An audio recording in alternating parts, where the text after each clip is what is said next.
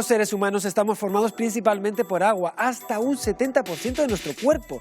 Pero es que además no podemos imaginar ningún tipo de vida que no esté basado en este líquido fundamental, por lo menos aquí, en la Tierra. Es por lo tanto un bien necesario, pero también escaso, piénsalo.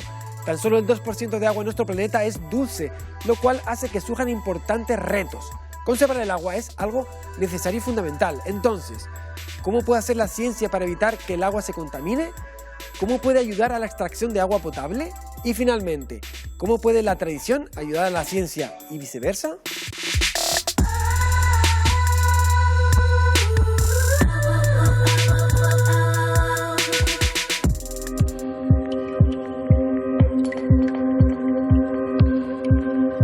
La historia de Canarias ha estado, desde siempre, marcada por el agua. Ya las antiguas sociedades aborígenes imploraban lluvia a sus dioses, la misma lluvia que, según la leyenda, el mítico árbol de Garoé es capaz de atraer. No en vano, a los nacimientos o manantiales se les llama madres de agua, porque parir agua es parir vida.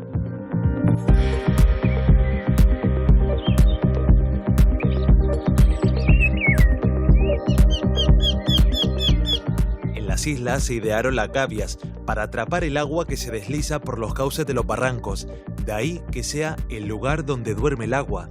También el mar de nubes, empujado por los vientos alisios, se transforma en la lluvia horizontal que nutre los acuíferos. Tan importante es el agua que agricultores y ganaderos aprendieron a predecir el tiempo y a dialogar con las nubes. Una tradición que se ha ido transmitiendo de generación en generación y que se conoce como cabañuelas. Los que sabían de eso aberruntaban tiempos de lluvia y servían de aviso a los alisteros para preparar y limpiar acequias y tomaderos.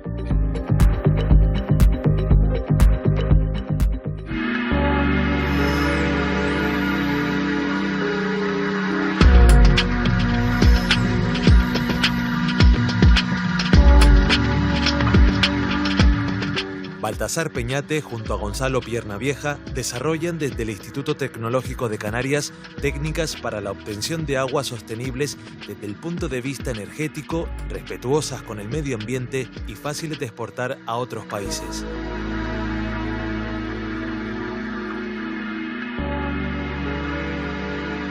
Uno de los desarrollos que tenemos para los temas de cooperación internacional es el Climaris que tenemos aquí. Y en un concepto de container podemos llevar agua, producir agua in situ en una situación de emergencia o un conflicto o un campo de refugiados. Y son sistemas que están pensados para instalarse en un sitio de fácil plug and play, producir la propia energía mediante solar fotovoltaica y en este caso tenemos una planta potabilizadora. Que no es desaladora, que eso se puede hacer también, pero aquí lo que hacemos es solo potabilizar. Tienes una fuente, un recurso de agua no potable. Y aquí con principalmente membranas de ultrafiltración conseguimos un agua filtrada, clorada, desinfectada. Y después también está el equipo de captación de agua atmosférica, ¿no? Por el otro lado de este contenedor tenemos el concepto de captación atmosférica, que realmente es quitarle a la humedad del aire, quitarle ese porcentaje de agua para usarla. Capturar el agua que se encuentra en suspensión en la atmósfera y almacenarla antes de que toque la tierra es posible. Se trata de una solución sostenible y eficaz para zonas áridas. Desde 1999, el aumento de la escasez de agua en el mundo, tanto en cantidad como en calidad, propició la investigación en la optimización de los llamados captanieblas. El desarrollo tecnológico en Canarias ha demostrado a nivel internacional que su aplicación y puesta en marcha posibilita una nueva fuente de agua. Bueno, pues la importancia de tener agua destilada, Gonzalo, en los proyectos de cooperación es porque en determinadas emergencias o en campos de refugiados siempre hay hospitales. Entonces, el contar con agua destilada de muy alta calidad es una demanda que hoy en día existe, ¿no? Y con esta tecnología lo que aprovechamos es tener, a partir de la humedad del aire, sacar agua destilada. Entonces lo que hacemos es forzar lo que haría un sistema de captación de agua de niebla de forma natural. Aquí lo intentamos es forzarlo. Obviamente lo forzamos a costa de energía. Esto era lo que producía 500, más o menos 500 litros al día. Podemos estar produciendo al 60% de humedad, 500 litros, 60% de humedad. 500 litros de agua destilada al día y en 24 horas. Mira, entonces el agua sale por ahí, ¿no? Sí, realmente esto se comporta como un deshumidificador más optimizado y conseguimos que el destilado, el condensado, se obtenga por aquí. Después tiene una filtración y una ultravioleta, para conseguir garantizar que el agua destilada esté totalmente libre de cualquier patógeno.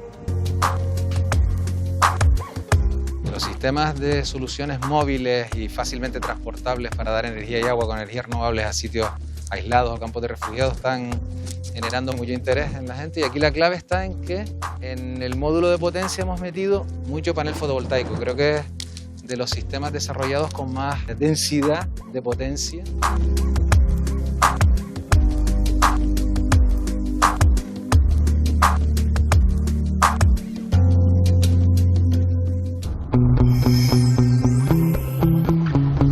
La escasez de lluvia es un fenómeno significativo en Canarias y Emilio Cuevas, como director del Centro de Izaña de la AEMET, constata las perturbaciones que el cambio climático está ocasionando en la pluviometría de las islas y cómo el archipiélago se tropicaliza con periodos de sequía y frecuencia de tormentas. En Canarias hay que tener en cuenta que la mitad del agua que consumimos procede de procesos de potabilización. Esos procesos de potabilización necesitan energía y esa energía emite dióxido de carbono y gases de efecto invernadero a la atmósfera.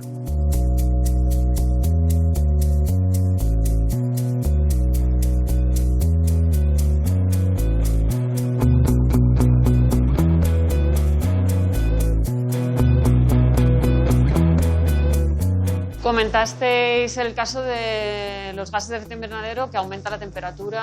Sí, que aumenta la temperatura de la Tierra, que produce el calentamiento global, y es el calentamiento global a su vez produce lo que es el cambio climático, ¿no? De las consecuencias que más nos impactan Canarias es el aumento de la temperatura de la superficie de los mares.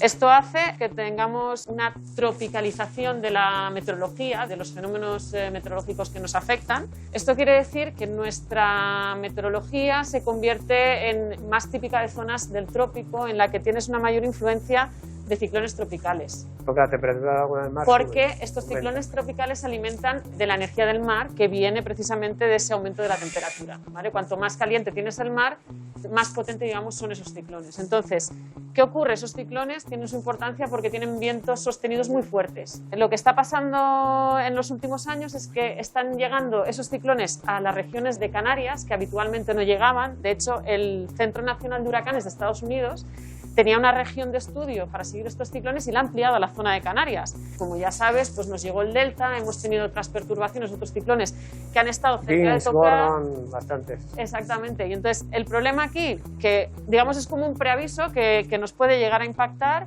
y además las infraestructuras aquí no están preparadas para esos casos. El director de la Fundación Telesforo Bravo, Jaime Coello, lleva en la sangre su amor por la geología. El agua como fuente de vida y las galerías como canal de este recurso ocupan gran parte de su trabajo. El agua siempre ha sido un elemento fundamental para sobrevivir. Desde que hay un poblamiento prehispánico, desde que los guanches y los diferentes pueblos aborígenes están viviendo en Canarias, la primera obsesión es el agua. Obtener agua ha sido la primera preocupación de los pobladores de aquí. Nos hemos afanado de cualquier manera en obtener esa agua. Cuando no las hemos encontrado superficialmente, la hemos ido a buscar en el interior de la tierra en forma de galerías y pozos.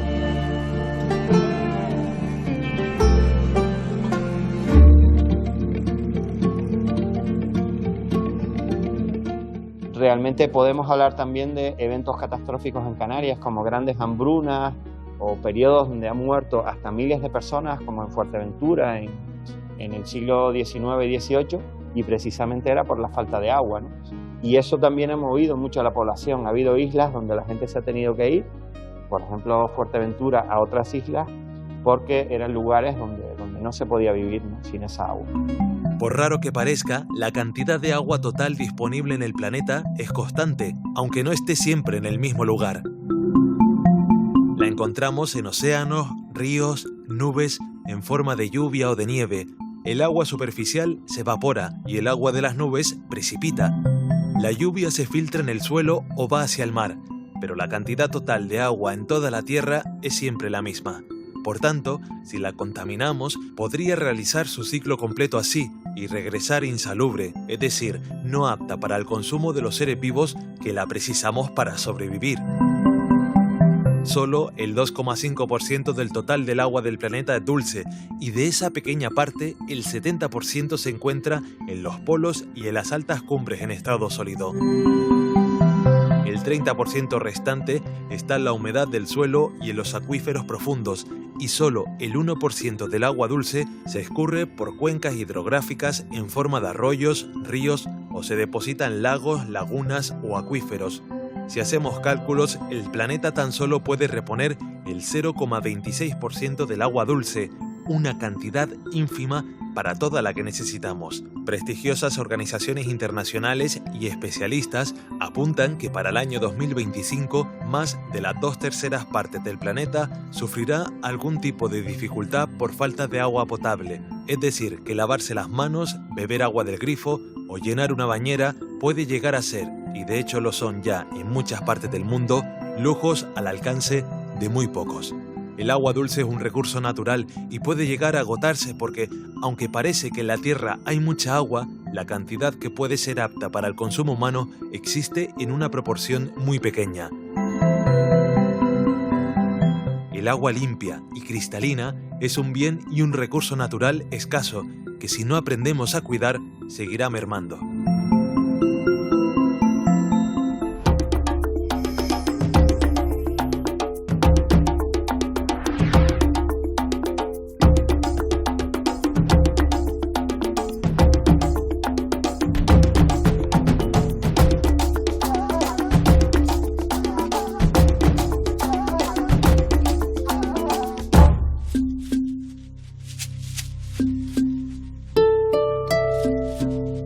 Jorge Pais es arqueólogo y ha dedicado gran parte de su vida al estudio e investigación de los grabados rupestres en Canarias.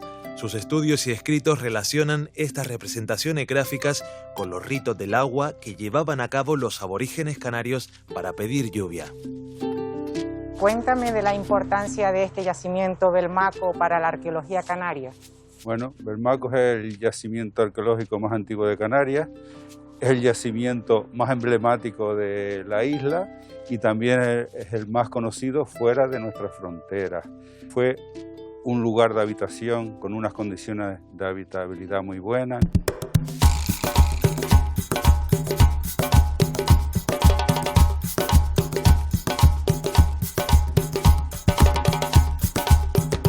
La leyenda y las fuentes no históricas plantean que en esta cueva de Belmaco vivían los dos capitanes del cantón de Tigalate, que coincide con lo que es el actual municipio de Villa de Mazo. Eran dos hermanos que se llamaban Jugiro y Gareagua. Desde el primer momento de su descubrimiento ha estado en el centro de la polémica en relación al tema de los orígenes y la procedencia de los primeros pobladores de Canarias.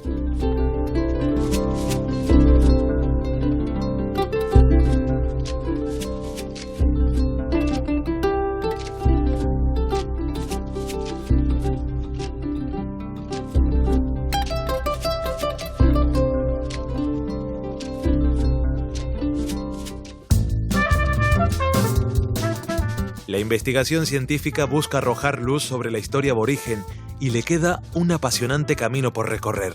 La historiadora Victoria Hernández incide en que descifrar el mensaje de los petroglifos es la clave para comprender el pasado. En la exquisitez artística que tienen los grabados de la isla de La Palma, pues no creo yo que perdieran días de estar vigilando a su ganado para hacer esos paneles impresionantes. Fue en 1752. Ya el obispo decía que no eran cultos, que las lenguas cultas no eran conocidos aquellos grafismos. Pues mire, han pasado 300 años y todavía seguimos sin identificar con certeza qué es lo que quieren decir. Los aborígenes de Canarias fueron el único pueblo nativo que habitó en la Macaronesia. Ni en Azores, Cabo Verde, Madeira o Islas Salvajes se han encontrado hasta ahora restos de cultura nativa alguna.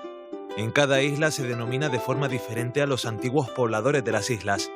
bimbaches o bimbapes en El Hierro, benahoritas o aguaritas en La Palma, gomeritas o gomeros en La Gomera, guanches en Tenerife, majos en Fuerteventura y Lanzarote y canarios en Gran Canaria. Una de las teorías sobre estos primeros pobladores apunta a que llegaron a partir del año 2500 a.C.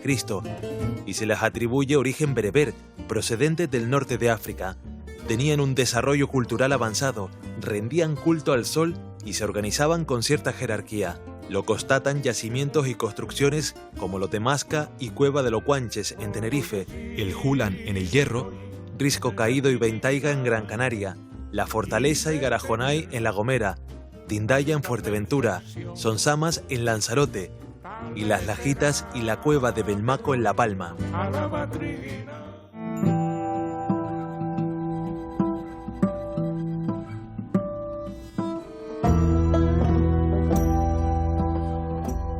Los benahoritas vivieron aquí. Hoy sabemos que como mínimo desde el siglo o el año 400 hasta 1492, durante 1000 años. Eso significa que tiene unas estratigrafías muy potentes. Estratigrafías son los sedimentos, los desperdicios de la gente que vivió aquí. Durante 1000 años se fueron acumulando capa sobre capa, que es esto que tenemos aquí. Tiene algo más de 2 metros y esas capas que vemos ahí de color marrón grisáceo no es otra cosa que capas de cenizas, carbones mezcladas con restos arqueológicos. Esta zona de aquí funcionó como un gran encerradero de ganado que nosotros llamamos sagrado, porque creemos que esos animales luego se sacrificaban, pero Belmaco no ha aportado toda su información. Belmaco tiene zonas, como vemos aquí, todo eso que está ahí, donde todavía quedan sedimentos arqueológicos que se puede seguir excavando y seguramente nos puede dar muchas sorpresas, ¿no?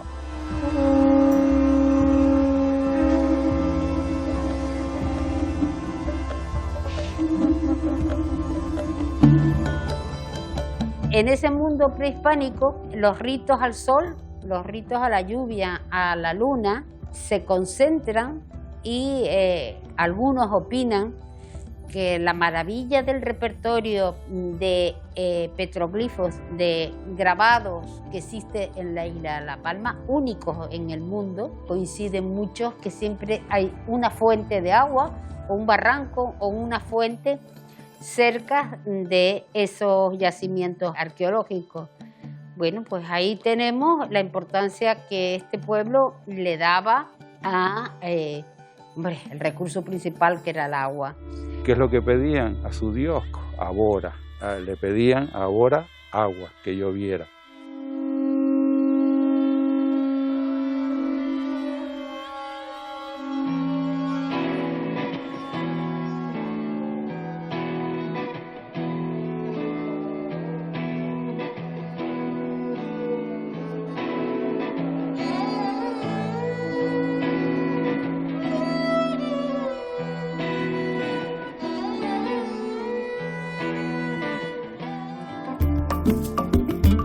El historiador Horacio Concepción ha dedicado gran parte de su vida a investigar cómo los palmeros se las ingeniaban para obtener agua, así como el origen de pozos y fuentes.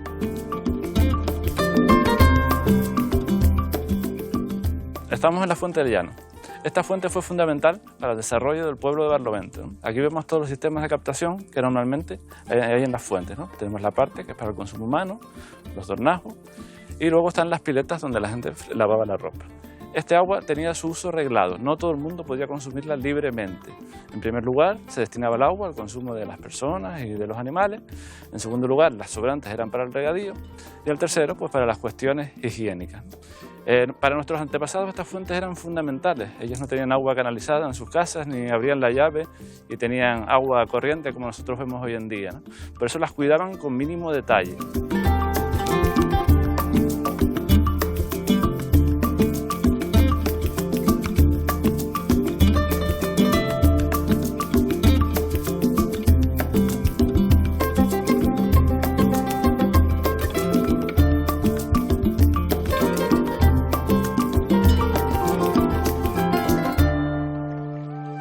Hoy, que está lloviendo, hace muchísimo tiempo que no llueve, los grabados parece como si revivieran, resaltan de la piedra, se ven de una forma magnífica, tiene una relación muy clara y muy directa con el tema del agua. Esto seguramente era una especie de santuario, en este caso sería una piedra sagrada, en la cual los benoaritas hacían sus motivos. Si se fijan, todos son espirales y meandriformes, sobre todo, también algún semicírculo concéntrico. Tanto uno como otro símbolo pueden estar significando o queriendo representar el agua, la espiral, la vida, la fertilidad, la fecundidad.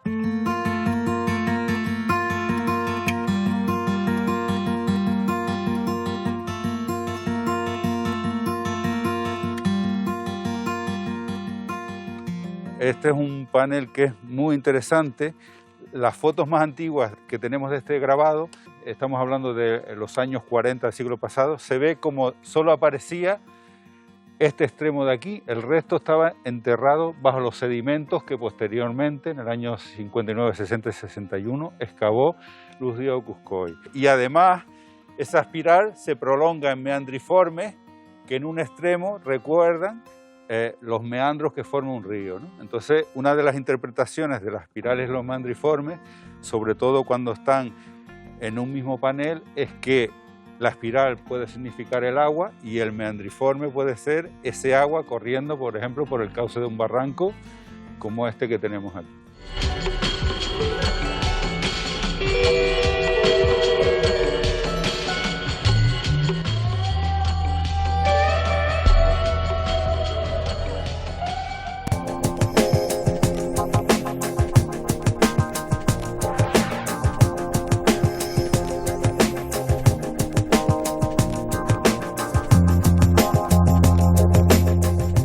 El ingeniero Gilberto Martel trabaja en el Departamento de Agua del ITC. La simple pero eficaz tecnología que se aplica en Santa Lucía de Tirajana ha mejorado el cauce del barranco y la depuración de las aguas residuales que generan en este lugar.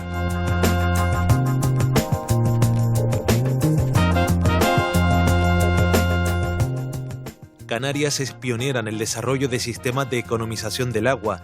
Entre los estudios en marcha del ITC está el aprovechamiento del agua a través de la filtración natural que llevan a cabo las plantas, imitando así el nacimiento de agua de los manantiales. Gracias a esta técnica de depuración natural, los pueblos de Santa Lucía y de San Bartolomé de Tirajana no solo han conseguido resolver el problema de las aguas residuales, sino obtener materia prima para un oficio tradicional de la zona, la cestería, y disponer además de agua suficiente para regar cultivos de frutales y olivos. Estamos en la caldera de Tirajana. Aquí está uno de los mejores palmerales que quedan en la isla de Gran Canaria y asociados a cultivos de olivos, frutales. Y esta zona tenía un problema de tratamiento de aguas residuales, el pueblo de unos 1000 habitantes más o menos en Santa Lucía y Rociana. Decidimos plantear el sistema de depuración natural aquí. Nuestra filosofía es que los sistemas tenían que no consumir nada de energía, integrarse en el medio ambiente y posibilitar la reutilización de los recursos. Normalmente el agua aquí en esta zona es agua de acuíferos, de pozos, que ya incluso hay sondeos en esta zona de 600 metros de profundidad para extraer agua subterránea, imagínate, casi como buscar petróleo. Y el agua superficial que podría venir a lo mejor de las conducciones de los embalses, de las presas. Explícanos un poco la tecnología, que es muy escasa, ¿no? Porque es una tecnología relativamente sencilla y perfectamente integrada, ¿no? En el entorno. Lo que intentamos es utilizar sistemas que fueran simples y robustos, ¿no? Acondicionamos una zona para crear humedales artificiales. Es como recrear un ecosistema son procesos de depuración que se dan en la naturaleza, en las zonas húmedas, en los ríos. En este caso estamos usando la ANEA, la tifa dominguense, es una planta que se extrajo de aquí del propio barranco de Tirajana, porque tenía un uso artesanal. Es decir, se aplicaba, quedan muy pocos artesanos aquí en esta zona que la utilicen para hacer diferentes tipos de cestería tradicional. Y es una tradición que viene de la época prehispánica.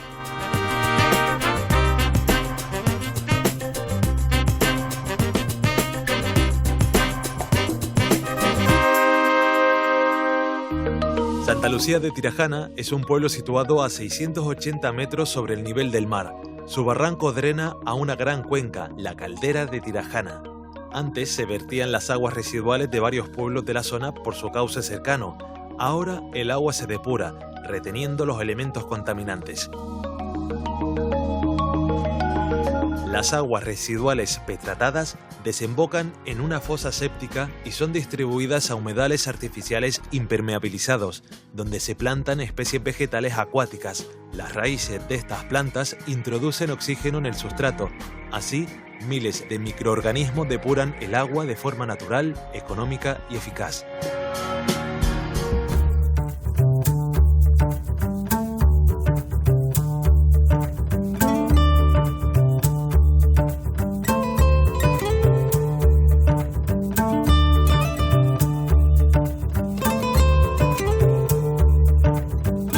Juan Ramírez descubrió de niño que su vocación era la artesanía, cuando en su búsqueda de materiales por los barrancos vio en el oficio de entrelazar las hebras de plantas, como los juncos o las neas, una actividad que le daba paz y también sustento. Hacía mucho tiempo que quería conocerlo porque sabe que nosotros promovimos lo que es la depuradora abajo y allí pensamos en el tema de usar la NEA para ayudar a la depuración del agua, ¿no? Que se está reutilizando y está funcionando, ¿no?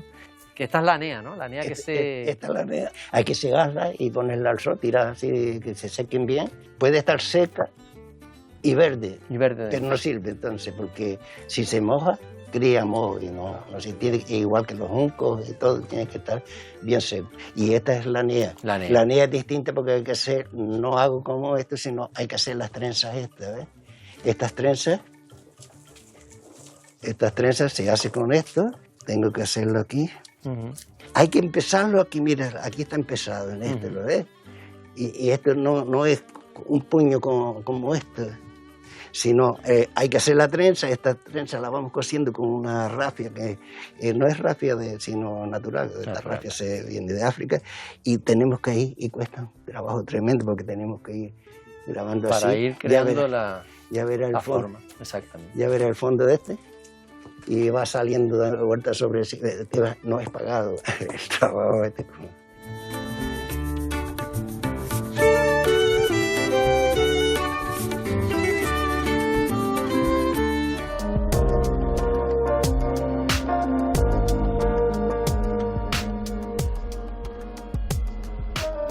El agua residual llega a la parte alta, tiene una reja de desbaste primero para los residuos sólidos que llegan de redesenamiento, bolsas de plástico o toallitas, ese tipo de cosas, que hay que hacerle una limpieza semanal. ¿Cuál es la función de la NEA? Esta planta tiene, las raíces están metidas dentro del agua. Y para ella sobrevivir, un sistema de defensa que tienen estas plantas acuáticas es introducir oxígeno a través de las raíces, al fondo, al sustrato. Permiten que las raíces sobrevivan en un ambiente totalmente encharcado. Y hay microorganismos aerobios que aprovechan el oxígeno que introducen estas plantas para agilizar el proceso de depuración aerobia, ¿no? Son como pequeñas bombitas de oxígeno hacia el interior del sistema. Queremos que, si puedes colaborar con nosotros en evaluar la capacidad de biomasa de ANEA que podemos producir aquí. Hacer cortes, ver cuánto tiempo tardan en crecer, pesar en pesos húmedos, pesos secos. ¿2 cortes o 3 cortes al año? Podemos hacer más, porque si hacemos más cortes lo que estamos es forzando al sistema a producir. Vamos a ver hasta cuánto podemos obtener. Y la reproducción para recolonizar estamos hablando que es por esquejes. Por esquejes de raíz. Tenemos que tirar de la planta y sacar el sistema radicular, sacar la planta, sacar el sistema radicular para, desde esta planta, ves que ahí sacar los esquejes, aquí, cortar, ya se pueden aprovechar. Y podemos replantar cada metro. Claro. Ella misma se va reproduciendo. Si nosotros podemos ampliarlo, pues le colonizamos antes el sistema y incrementamos la producción. Es un sistema radicular muy profundo. Las raíces no tienen problemas ni de pudrición ni nada, porque ellas mismas introducen oxígeno.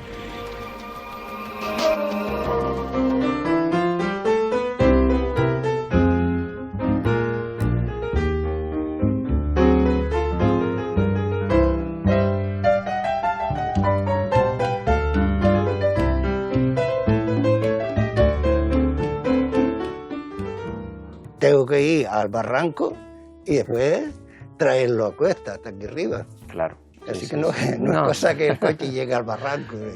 Los juncos iguales, con los juncos como pesan mucho, tengo que tirarlos por ahí. Cuando ya están oreados un poco, ya entonces puedo traer más y puedo llegar hasta aquí arriba con una buena. ¿Y ese trabajo lo hace usted solo? ¿Acarrear todo ese material? Sí, eso lo hago yo solo. El proceso de la NEA hay que cortarla cuando está seca o se corta en verde. No, hay que cortarla verde. Verde. Y después dejarla secar, ¿no? Pero hay que procurar que ella esté floreciendo. Que esté floreciendo. Porque si no, se pone... O sea, no tiene ni fibra. es tiempo de aceituna y los olivos, regados gracias a este sistema de depuración de agua, están sanos y repletos de espléndidos frutos, listos para el vareo. Realmente la planta pues, presenta un color bueno y adecuado y que no tiene síntomas de una carencia evidente de agua, que estaría amarilleos, presentaría la hoja pues, totalmente... ¿Y tú recibiste los análisis de agua que te mandé, que son los completos, los agronómicos, ¿no? Te habla del boro, potasio... Sí, yo recibí todas las analíticas y... Ahora hay que interpretarlos cada uno de ellos. Claro, no, ya están interpretadas. Yo cuando las vi ya vi que no tenían problemas de carencia de agua. ¿Vale? Incluso hablando con los mismos agricultores de la zona, ellos me dicen que la planta no presenta ningún síntoma de carencia nutricional.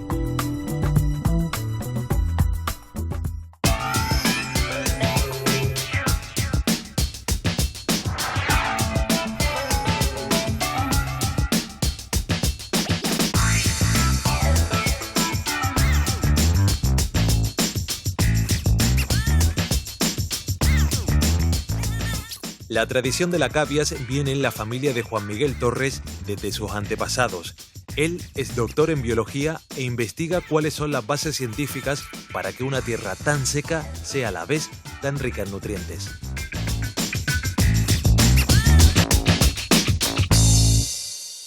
Papá, ¿y cuándo fue que nuestros antepasados construyeron estas gavias? Estas gavias las construyó mi bisabuelo a finales del siglo XIX, principios del siglo XX. Mi abuelo cultivó en ellas, cultivaron trigo, cultivaron alfalfa, y por eso al cultivar alfalfa con agua de los pozos que construyeron aquí pues quedaron estas palmeras que plantó mi padre y su familia sobre los años 30 del siglo pasado. Nosotros lo que estamos haciendo es comprendiendo cómo era posible que esta tierra diera de comer a nuestra familia durante tanto tiempo. Estamos comprendiendo qué procesos hay. Y de lo que se trata es de ver cómo podemos integrar ese conocimiento tradicional que hemos adquirido nuestros antepasados e integrarlos con los conocimientos científicos que tenemos en la actualidad, para integrar tradición y ciencia, para proyectar una agricultura que esté a la altura del mundo y del siglo en el que vivimos.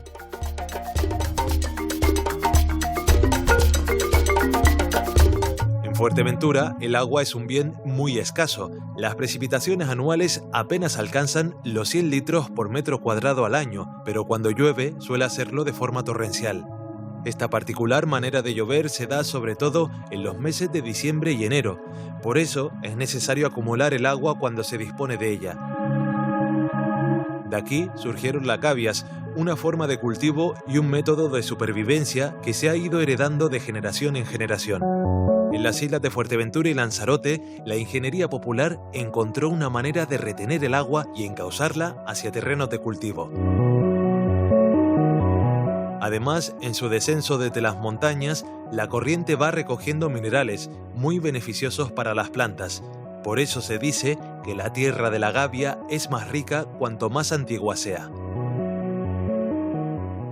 Mediante el aprovechamiento del agua de escorrentía y un adecuado manejo del suelo, el agua que llega se desvía hacia un terreno de cultivo con diques laterales, hechos con tierra, llamado trastones. Cuando la gavia se inunda, el suelo retiene suficiente agua para obtener la cosecha sin necesidad de regadío. Así, en estas condiciones de secano, se hace posible el cultivo de cereales, legumbres, algunos frutales y plantas forrajeras. Se trata de un eficaz y sostenible sistema de aprovechamiento de las aguas superficiales, que además mejora la biodiversidad agrícola y silvestre.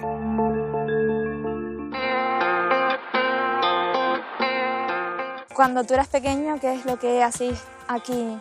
En ese momento se plantaba sobre todo alfalfa en las gavias y en algunos lugares tomate. Puntualmente se llegó a sembrar trigo, pero fundamentalmente era alfalfa que se regaba con agua de los pozos que la propia familia construyó aquí y lo extraía con molinos de viento, y eso permitía tener forraje para el ganado que tenía. Nosotros veníamos y rastrillábamos la alfalfa, la secábamos y con eso pues era parte de la forma de contribuir a la ayuda familiar. Un trabajo muy grande, la verdad. Sí, pero aprendes a conocer la tierra, a estar cerca de ella y a valorarla también.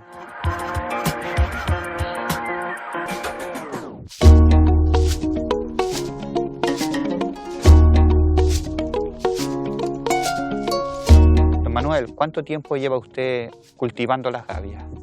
Tenía 8 años cuando le ayudaba a mi padre a plantar los melones y las sandías.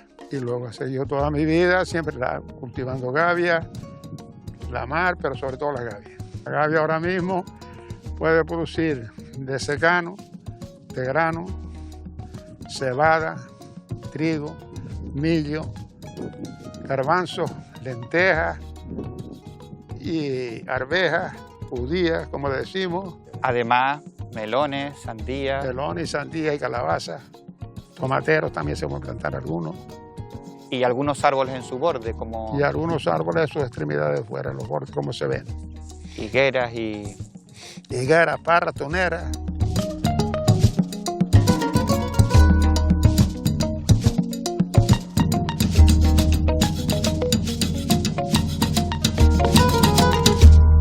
¿Qué necesita una gavia para poder producir alimentos? ¿Qué es importante? La gavia, lo principal para producir alimentos es tenerla en condiciones que cuando llueve beba bien la gavia. ¿Qué significa eso de que el agua debe dormir en la gavia? La filtración. Si la gavia tiene ahora mismo X metros de metros cúbicos de agua, hay una evaporación, pero hay otro que es filtración, que ese es el que se aprovecha en la gavia porque se va quedando la filtración meses.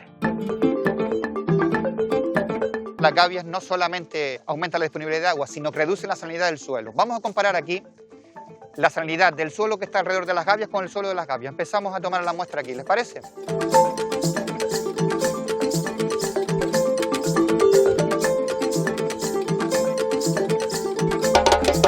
...13 milisiemens centímetro a 25 grados. Bien, este es el valor del suelo que rodea la gavia. Vamos a desplazarnos ahora unos metros y vamos a ver dentro de la gavia, que es un suelo que se ha inundado de agua, a ver qué cantidad de sales tiene y así comprobamos el efecto beneficioso que tiene la gavia.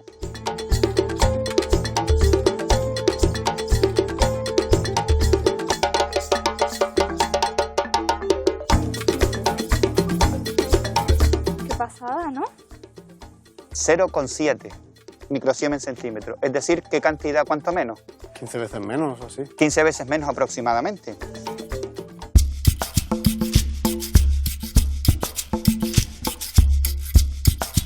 ¿Cuándo es el momento adecuado para plantar? Antes de arar la gavia, preparar la gavia para la siembra, hay que catar la tierra, a ver la humedad que tiene, las calorías que tiene y todas esas cosas.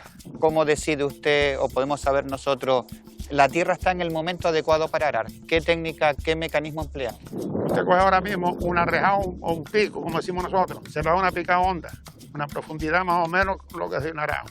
Y usted coge un puño de tierra aquí en la mano.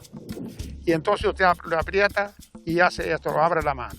Si la tierra se queda empastada aquí y no se abre, hay que tener más días para plantar. Y si la tierra se abre, decimos que es el momento para plantar. Se puede plantar. ¿Qué le podemos decir a nuestras hijas para que sigan cultivando las gavias? Yo les puedo decir a nuestras hijas y a nuestros hijos que no se debe de perder lo que la tierra produce, porque lo que produce la tierra es la comida que le da al ser humano. Por el hecho de que si no estaremos pendientes de lo que viene de fuera y de otros sitios para poderlo comer. Y si lo tenemos nosotros, es una gran ventaja. Usted ha hablado de algo muy importante, la soberanía alimentaria. Exactamente. Por eso tenemos que seguir cultivando las gavias. Cultivando las gavias. Que se sigan cultivando las gavias y que no se pierdan lo que aprendimos de nuestros antepasados.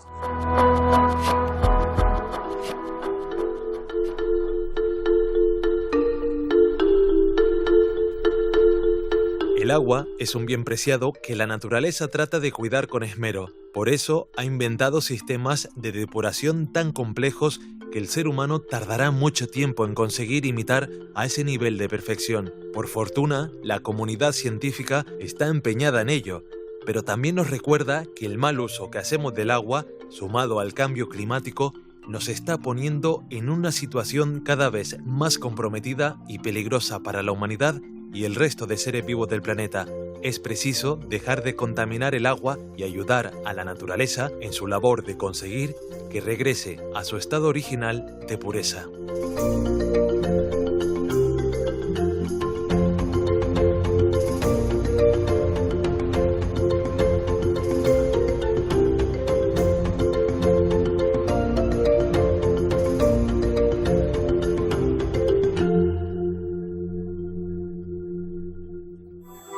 Si algo puede echarse de menos en el paraíso de las diferentes Islas Canarias, eso es el agua.